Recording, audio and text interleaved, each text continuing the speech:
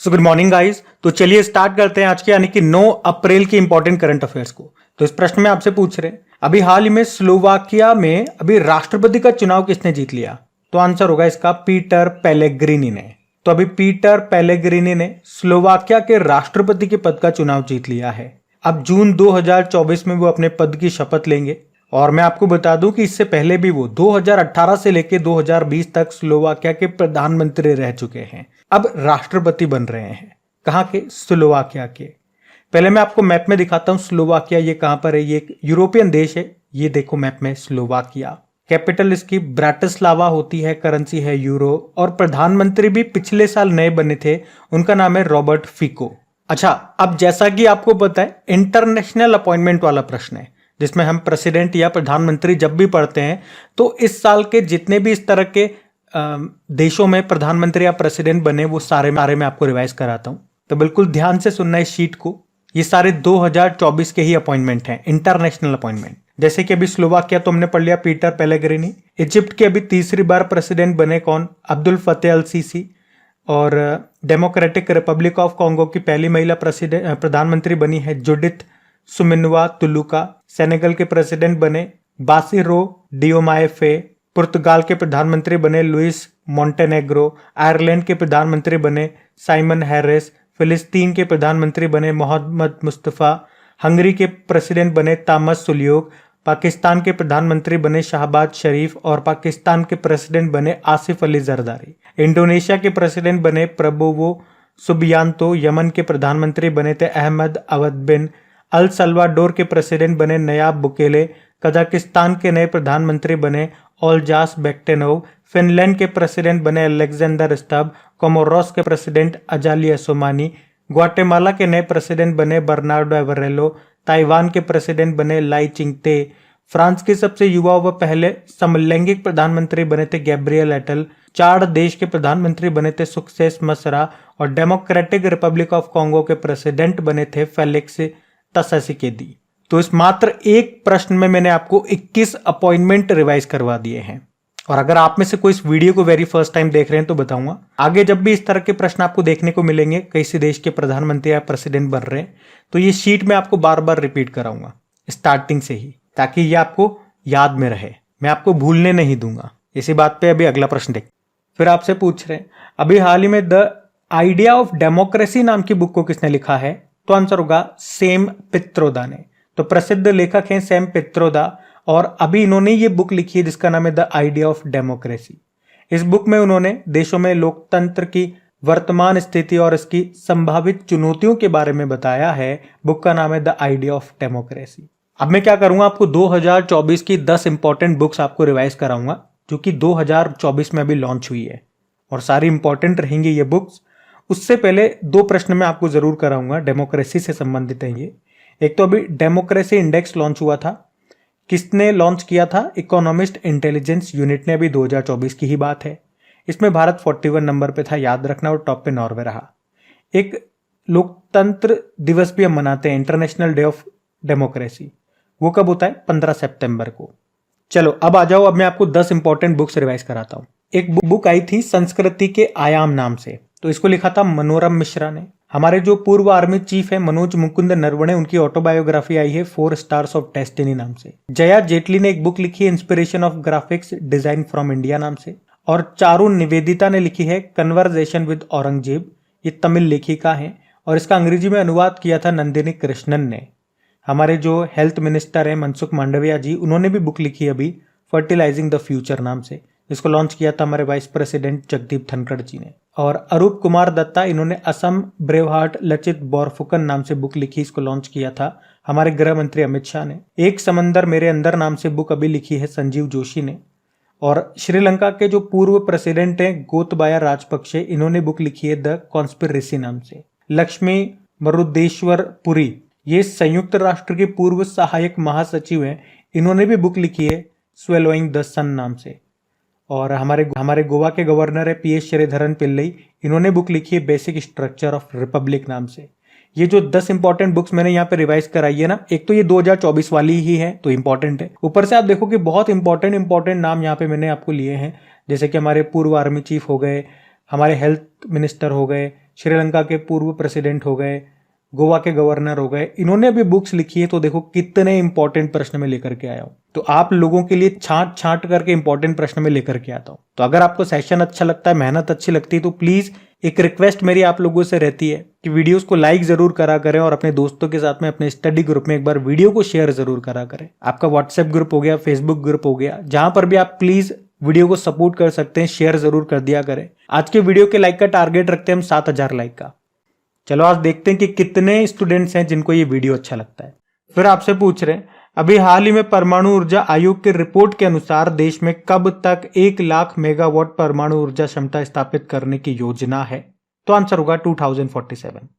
तो अभी परमाणु ऊर्जा आयोग ने एक रिपोर्ट जारी की है जिसका नाम है सभी के लिए किफायती और स्वच्छ ऊर्जा, यानी कि affordable and clean energy for all. और इस रिपोर्ट में बताया गया कि भारत का लक्ष्य है 2047 तक परमाणु ऊर्जा उत्पादन को 8000 मेगावाट से बढ़ा करके 1 लाख मेगावाट करना।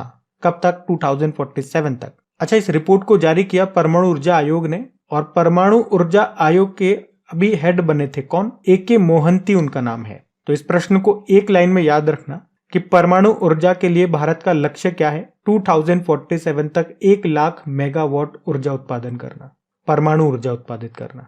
वैसे 2047 से 2-3 लक्ष्य आपको और याद आएंगे। एक तो हमारे ऊर्जा स्वतंत्र होने का लक्ष्य भी 2047 है। सिकल सेल एनीमिया को खत्म करने का लक्ष्य भी हमारा 2047 का है। अच्छा, इसी तरह से कुछ और लक्ष्य मैं आपको बता रहा हूं, टारगेट मैं आपको बता रहा हूं, ये बिल्कुल ध्यान में रखना। जैसे कि भारत का शुद्ध शून्य कार्बन उत्सर्जन, नेट जीरो कार्बन एमिशन का लक्ष्य क्या है? 2070 है। और वैसे इंडियन रेलवे का नेट जीरो कार्बन एमिशन का लक्ष्य क्या है? 2030 है। हमारा मलेरिया को खत्म करने का लक्ष्य भी 2030 है, लेकिन टीबी को खत्म करने का लक्ष्य 2025 का है। और पीएम मोदी जी ने इसरो को 2 लक्ष्य दिए थे, वो भी याद रखना कि 2035 तक खुद का स्पेस स्टेशन बनाना है और 2040 तक चांद पर मानव को भेजना है। और अगर मैं आपसे पूछूं कि लिम्फेटिक फाइलेरियासिस, जिसे एलिफेंटियासिस भी बोलते हैं या हाथी पांव रोग भी बोलते हैं, इसको खत्म करने का, इससे मुक्त होने का भारत का लक्ष्य क्या है? 2027 है। और भारत को कुष्ठ रोग, जिसे हैंसन रोग भी कहते हैं या लेप्रोसी भी बोलते हैं, इससे मुक्त होने का लक्ष्य हमारा 2027 ही है। तो ये कुछ इंपॉर्टेंट लक्ष्य मैंने आपको एक साथ यहाँ पे रिवाइज करा दिए, इनको ध्यान में रखना। अगला प्रश्न देखते हैं। फिर आपसे पूछ रहे, अभी हाल ही में विप्रो के MD CEO कौन बने हैं? तो आंसर होगा श्रीनिवास पल्लिया। तो विप्रो ये भारत की तीसरी सबसे बड़ी IT कंपनी है और अभी इसके MD CEO बन गए हैं श्रीनिवास पल्लिया, इनका नाम है। इन्होंने किनका स्थान लिया? थियरी डेलापोर्ट का, जिन्होंने अभी इस्तीफा दे दिया। तो याद रखना, अब विप्रो के नए MD CEO का नाम है श्रीनिवास पल्लिया। विप्रो की पहले बात करते हैं। देखो, विप्रो की फुल फॉर्म भी होती है western Indian palm refinery oil. इसकी स्थापना होती है 1945 में। हेडक्वार्टर बंगलुरु में है और इसके चेयरमैन है ऋषद प्रेम जी। बाकी कुछ ऑप्शन में यहाँ पे आपको रिवाइज कराऊं तो संजय नायर अभी एसोचेम के अध्यक्ष बने थे, हमने पढ़ा था। किशोर मकवाना, ये इंपॉर्टेंट नाम है, राष्ट्रीय अनुसूचित जाति आयोग यानी कि national commission for scheduled caste के अध्यक्ष बने थे। और वी अनंत नागेश्वरन मुख्य आर्थिक सलाहकार, चीफ इकोनॉमिक एडवाइजर बने थे। तो ये भी ध्यान में रखना। अगला प्रश्न देखते हैं। फिर आपसे पूछ रहे, अभी अप्रैल 2024 में पहला त्रिसेवा योजना सम्मेलन ये कहां पे आयोजित किया गया? तो आंसर होगा नई दिल्ली में। तो देखो, ये परिवर्तन चिंतन नाम से ये पहला त्रिपक्षीय सशस्त्र बल सेवा सम्मेलन है जो भी आयोजित किया गया अभी 8 अप्रैल 2024 को। कहां पे? नई दिल्ली में। इसका आयोजन रक्षा मंत्रालय ने किया। रक्षा मंत्री कौन है? हमारे राजनाथ सिंह। और इसमें तीनों सेनाओं के जो प्रमुख थे उन्होंने हिस्सा लिया, जैसे कि हमारे एयर चीफ मार्शल हैं विवेक राम चौधरी, नेवल चीफ हैं R Hari Kumar, army chief है मनोज पांडे, इन्होंने हिस्सा लिया। और इस पहले त्रिसेवा सम्मेलन की अध्यक्षता की किसने? हमारे जो CDS हैं, चीफ ऑफ डिफेंस स्टाफ हैं, जनरल अनिल चौहान ने। अच्छा, यहाँ पे एक प्रश्न मैं आपको करा रहा हूं, बिल्कुल ध्यान से सुनना। अगर आपसे पूछे कि भारत में एक एकीकृत त्रिसेवा कमांड स्थापित करने की सिफारिश किसने की थी? तो याद रखना DB शेकतकर समिति ने, जिसका गठन रक्षा मंत्रालय ने किया था 2015 में।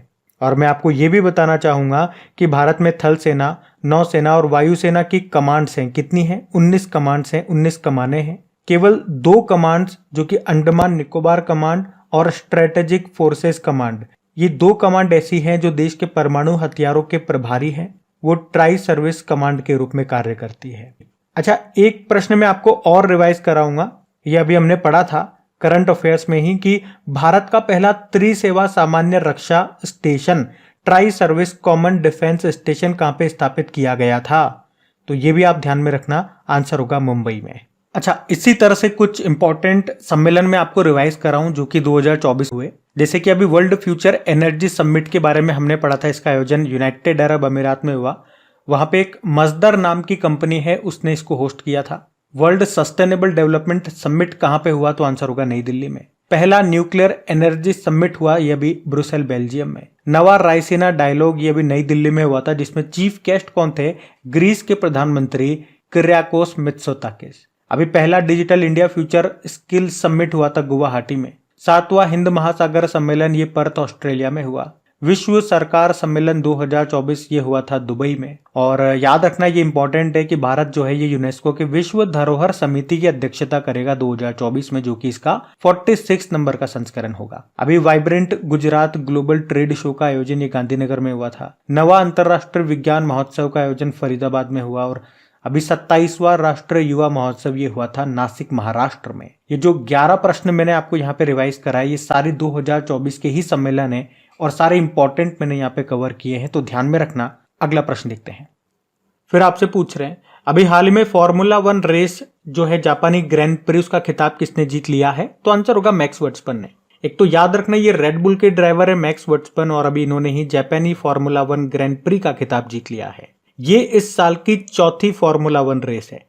पिछली 3 भी अगर मैं आपको रिवाइज कर रहा हूं तो सबसे पहले हुई थी इस साल की बहरीन ग्रैंड प्री, उसको भी मैक्स वर्स्टैपन ने जीता था, रेड बुल के ड्राइवर है। सऊदी अरब ग्रैंड प्री हुई थी, फिर उसको भी मैक्स वर्स्टैपन ने जीता था। जो तीसरी वाली हुई थी वो ऑस्ट्रेलियन ग्रैंड प्री हुई थी, लेकिन उसको याद रखना कार्लोस सेंज ने जीता था, वो फेरारी के ड्राइवर है। और ये चौथी वाली जो जापानीज ग्रैंड प्री हुई है, इसको मैक्स वर्स्टैपन ने जीता। तो 4 में से 3 मैक्स वर्स्टैपन विजेता रहे और एक ऑस्ट्रेलियन ग्रैंड प्री को कार्लोस सेंज ने जीता, वो फेरारी के ड्राइवर है। ध्यान रखना ये। अगला प्रश्न देखते हैं। फिर आपसे पूछ रहे हैं, अभी हाल ही में किस राज्य के मिराज में बनाए जाने वाले सितार और तानपुरा को जीआई टैग मिला? तो आंसर होगा महाराष्ट्र। तो अभी महाराष्ट्र के सांगली जिले में एक छोटा सा शहर है या एक छोटा सा कस्बा है मिराज नाम से, तो अभी वहां पे बने सितार और तानपुरों को जीआई टैग दिया गया है। ये क्षेत्र वाद्य यंत्र बनाने के लिए प्रसिद्ध है और ऐसा कहा गया है कि शास्त्रीय संगीत के कलाकारों के साथ ही फिल्म उद्योग से जुड़े कलाकारों के बीच इनकी भारी मांग रहती है। यहाँ पर यह वाद्य यंत्र बनाने की परंपरा पिछले 300 सालों से भी पुरानी है। यहाँ पर 7 पीढ़ियों से भी अधिक समय से कारीगर इन तार आधारित वाद्य यंत्रों को बनाने का कार्य कर रहे हैं। तो अभी इनको जीआई टैग मिल गया है। जीआई मतलब होता है ज्योग्राफिकल इंडिकेशन टैग। अधिनियम है 1999 का, लागू हुआ 2003 में और पहली बार मिला था 2004 में। किसे? दार्जिलिंग टी को। ये पश्चिम बंगाल की है। अब आप मुझे एक प्रश्न का उत्तर दो, अभी किस राज्य के पास सबसे ज्यादा जीआई टैग हैं या किस राज्य के सबसे ज्यादा प्रोडक्ट्स को, उत्पादों को जीआई टैग मिल चुका है? अभी कुछ दिन पहले ही मैंने आपको ये प्रश्न करवाया था। अब देखते हैं किस किस को याद है। हम अगला प्रश्न देखते हैं। फिर आपसे पूछ रहे हैं, अभी हाल ही में दिल्ली वन संरक्षण समिति के प्रमुख किसे नियुक्त किया गया? तो आंसर होगा नजमी वजीर को। एक्चुअली में अभी दिल्ली हाईकोर्ट ने राष्ट्रीय राजधानी क्षेत्र दिल्ली में वनों की सुरक्षा के लिए एक समिति बनाई है और उसका प्रमुख बनाया है दिल्ली हाईकोर्ट के ही पूर्व जज रहे नजमी वजीर को। अच्छा, आप ये भी ध्यान रखना कि जस्टिस नजमी वजीर को ग्रीन जज के रूप में भी जाना जाता है, क्योंकि उन्होंने अपने कार्यकाल के दौरान दिल्ली के ग्रीनरी को बढ़ावा देने के लिए बहुत महत्वपूर्ण निर्णय लिए थे। तो इस प्रश्न से हमें याद रखना है, दिल्ली में वनों की सुरक्षा से संबंधित एक समिति बनाई गई है और उसका अध्यक्ष बनाया गया किसे? नजमी वजीर को। अच्छा, फॉरेस्ट की बात है तो एक रिपोर्ट आई थी, India state of forest report, बिल्कुल लेटेस्ट वाली बता रहा हूं मैं आपको। तो उसके कुछ पॉइंट्स आप ध्यान में रखें, जैसे कि भारत का जितना भी एरिया है उसका कितना प्रतिशत यहाँ पे फॉरेस्ट मिलेगा? 21.71% पे वन क्षेत्र है। और 3 तरह के पॉइंट्स और याद रखना कि सबसे ज्यादा वन क्षेत्र आपको किस राज्य में मिलेगा एरिया वाइज? तो आंसर होगा मध्य प्रदेश में, सबसे कम हरियाणा में। वहीं लेकिन परसेंटेज वाइज बात करेंगे, सबसे ज्यादा परसेंटेज वाइज वन क्षेत्र ये कहां पर है? सबसे ज्यादा मिजोरम में है और सबसे कम ये भी हरियाणा में है। और वृद्धि के मामले में कि वन क्षेत्र में सबसे ज्यादा वृद्धि कहां पे देखी गई, तो फिर आंसर हो जाएगा आंध्र प्रदेश में। और अगर आपसे पूछे भारत का पहला वन विश्वविद्यालय ये कहां पे स्थापित होगा, तो याद रखना तेलंगाना में। ऑप्शन पे अगर हम चलते हैं तो अभी अजय माणिक राव खानविलकर, बड़ा इंपॉर्टेंट नाम है, भारत के नए लोकपाल बने ये। Anil Kumar Lahoti telecom regulatory authority of India के अध्यक्ष बने और एएस राजीव सतर्कता आयुक्त बने थे ये। तो ध्यान रखना ये सारे पॉइंट्स। अगला प्रश्न देखते हैं। फिर आपसे पूछ रहे हैं, अभी हाल ही में विश्व आर्थिक मंच ने वर्ष 2024 की यंग ग्लोबल लीडर्स कम्युनिटी में किस भारतीय अभिनेत्री को शामिल किया? तो आंसर होगा भूमि पेडनेकर। तो अभी वर्ल्ड इकोनॉमिक फोरम की इस यंग ग्लोबल लीडर्स कम्युनिटी में ऐसे युवाओं को शामिल किया जाता है जिनकी उम्र 40 साल से कम होती है, जिन्होंने अपनी फील्ड में कुछ अच्छा काम किया हो और आने वाली जनरेशन के लिए वो कुछ अच्छा काम कर रहे हो, उन्हें मोटिवेट कर रहे हो। तो ऐसे युवाओं को इसमें शामिल किया जाता है। अभी 2024 की इस लिस्ट में वैसे तो दुनिया भर में टोटल 90 युवाओं को इसमें शामिल किया गया, लेकिन यहाँ पे हम भारतीयों की बात करेंगे तो 7 भारतीयों को इसमें शामिल किया गया है, जिसमें से एक भारतीय एक्ट्रेस हैं, उनका नाम भूमि पेडनेकर है। और बाकियों की लिस्ट मैंने यहाँ आपके सामने लगा दी है। तो याद रखना, इसको जारी किसने किया? वर्ल्ड इकोनॉमिक फोरम ने। इस बार ये इसका 20वां संस्करण है। इसकी जो पहली सूची आई थी, इसकी शुरुआत कब हुई थी? 2005 में। अच्छा, अगर मैं आपसे पूछता कि ग्लोबल इंडियन अवार्ड पाने वाली पहली महिला कौन बनी थी, तो आंसर करना सुधा मूर्ति। और अभी घुड़सवारी में अर्जुन पुरस्कार पाने वाली पहली भारतीय महिला कौन बनी थी, तो आंसर होगा दिव्य कीर्ति सिंह। वैसे वर्ल्ड इकोनॉमिक फोरम ने इसको जारी किया ना, तो उसकी स्थापना होती 1971 में। उसके संस्थापक थे क्लॉस स्वैब, हेडक्वार्टर है कोलोगनी स्विट्जरलैंड में। और आपको बता दूं, एक ग्लोबल जेंडर गैप इंडेक्स है, उसको वर्ल्ड इकोनॉमिक फोरम ही जारी करता है। तो ये आप ध्यान में रखना। अगला प्रश्न देखते हैं। फिर आपसे पूछ रहे हैं, हाल ही में कजाकिस्तान अंतरराष्ट्रीय बैडमिंटन चैलेंज टूर्नामेंट 2024 में महिला एकल वुमेन सिंगल का टाइटल किसने जीता? तो आंसर होगा अनुपमा उपाध्याय ने। यहाँ पे हम बात कर रहे हैं कजाकिस्तान इंटरनेशनल चैलेंज टूर्नामेंट 2024 की, जो कहाँ पे हुआ? कजाकिस्तान के उराल्स्क में हुआ। ये अभी 6 अप्रैल 2024 की ही बात है। और इसमें वुमेन सिंगल टाइटल को जीता है अनुपमा उपाध्याय ने। ये उत्तराखंड से बिलोंग करती है। वहीं मेन सिंगल की बात करेंगे तो मेन सिंगल टाइटल जीता है एम थारुन ने। ये तेलंगाना से बिलोंग करते हैं। अच्छा, बैडमिंटन की बात आती है तो एक जोड़ी आपको याद आएगी, चिराग शेट्टी और सात्विक साईराज रंकी रेड्डी की जोड़ी। सबसे इंपॉर्टेंट प्रश्न तो यही इनसे बन जाएगा कि अभी 2023 का सबसे इंपॉर्टेंट प्रश्न तो इनसे यही बन जाएगा कि अभी 2023 में मेजर ध्यानचंद खेल रत्न पुरस्कार किसने जीता? तो आंसर होगा सात्विक साईराज और चिराग शेट्टी ने। ये बैडमिंटन प्लेयर है। और अभी 2024 में इंडिया ओपन बैडमिंटन टूर्नामेंट हुआ था, जिसे हम योनेक्स सनराइज इंडिया ओपन के नाम से जानते हैं। याद रखना, इसमें वुमेन सिंगल जीता था चीनी ताइपे की ताई जू यिंग ने, और मेन सिंगल जीता था शी यू कुई ने। ये चाइना के हैं। वैसे बैडमिंटन के कुछ और भी इंपॉर्टेंट कप्स एंड ट्रॉफीज होती हैं, जैसे कि थॉमस कप, याद रखना ये पुरुषों का बैडमिंटन टूर्नामेंट है। उबेर कप ये महिलाओं का टूर्नामेंट हो गया। सुदीरमन कप हो गया, रहमतुल्ला कप हो गया, नारंग कप हो गया, चड्डा कप हो गया। बाकी बैडमिंटन एसोसिएशन ऑफ इंडिया की अगर बात करते हैं तो स्थापना होती है 1934 में। हेडक्वार्टर नई दिल्ली है और अध्यक्ष हैं हेमंत बिस्वा शर्मा, जो कि असम के मुख्यमंत्री हैं। अच्छा, अगर मैं आपसे पूछूं कजाकिस्तान की कैपिटल क्या है, तो आंसर करना अस्ताना है। कजाकिस्तानी तेंगे ये यहाँ की करंसी। और इस बार शंघाई कोऑपरेशन ऑर्गेनाइजेशन को होस्ट यही देश कर रहा है। अभी हमने पढ़ा भी था कुछ दिन पहले। तो गाइज, ये था आज का आपका करंट अफेयर्स का सेशन। अच्छा, अगर आप में से कोई वीडियो को पहली बार देख रहे हैं तो प्लीज कमेंट करके जरूर बताइएगा आपको सेशन कैसा लगा। और हो सके तो मुझे ये भी बताइए कि आप वीडियो को पहली बार देख रहे हैं, ताकि मुझे भी पता चल सके कि आप में से कौन वीडियो को फर्स्ट टाइम देख रहे हैं। और अगर आपको सेशन अच्छा लगता है तो मुझे भी अच्छा लगेगा। और वीडियो अगर अभी तक आपने लाइक नहीं किया तो प्लीज लाइक जरूर कर देना, क्योंकि सेशन एंड हो चुका है। शेयर भी कर देना। चलो, अभी कल के करंट अफेयर्स का मैं आपको क्विक रिवीजन करा दूं, फिर सेशन एंड करते हैं। और रही हमारी जो क्रेक एग्जाम एप्लीकेशन वाली बात है, जो मैंने आपको बोला था कि 8 तारीख के आसपास तक आ जाएगी, मैंने उसके बारे में अभी आपको इसलिए नहीं बताया क्योंकि पूरी तरह से मेरी उसके बारे में अभी बात नहीं हुई है। उन्होंने मुझसे 2-3 दिन का समय और मांगा है। मैं एक बार अच्छी तरह से उनसे बात कर लूं कि क्या चल रहा है, तो फिर मैं आपको कुछ बता पाऊं। तो चलो, अभी कल के करंट अफेयर्स का क्विक रिवीजन करते हैं और सेशन एंड करते हैं। तो पहला प्रश्न आपसे पूछा था कि अभी भारतीय तटरक्षक बल का जलीय केंद्र कहां पे स्थापित किया गया, तो आंसर होगा तमिलनाडु में। फिर आपसे पूछा था चुनावी संबंधी जानकारी के लिए बूथ राब्ता नाम से एक वेबसाइट को कहां पे लॉन्च किया गया, तो आंसर होगा पंजाब में। फिर आपसे पूछा था वर्ल्ड हेल्थ डे मनाया 7 अप्रैल को। फिर पूछा अभी बृहस्पति के किस चंद्रमा पर ओजोन गैस की खोज हुई, तो आंसर होगा कैलिस्टो। फिर आपसे पूछा था मौद्रिक नीति समिति ने रेपो रेट को कितना निर्धारित किया, तो वही है 6.5%।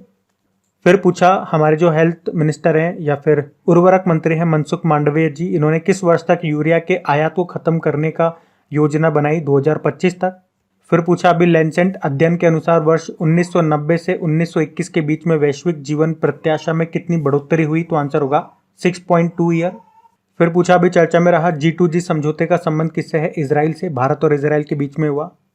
और आखिरी प्रश्न पूछा था कि दुनिया का पहला डाक टिकट कॉपर टिकट के 250वें स्थापना वर्ष का समारोह कहां पे आयोजित हुआ? तो बिहार पटना में। अभी कल का होमवर्क प्रश्न देखते हैं और सेशन एंड करते हैं। तो कल के वीडियो में पूछा था ऑपरेशन स्टॉर्म मेकर्स सेकंड, ये किसने इसका आयोजन किया था? तो आंसर होगा इंटरपोल ने। आप सभी ने प्रश्न का बिल्कुल सही उत्तर दिया। अब ये रहा आज का आपका होमवर्क प्रश्न।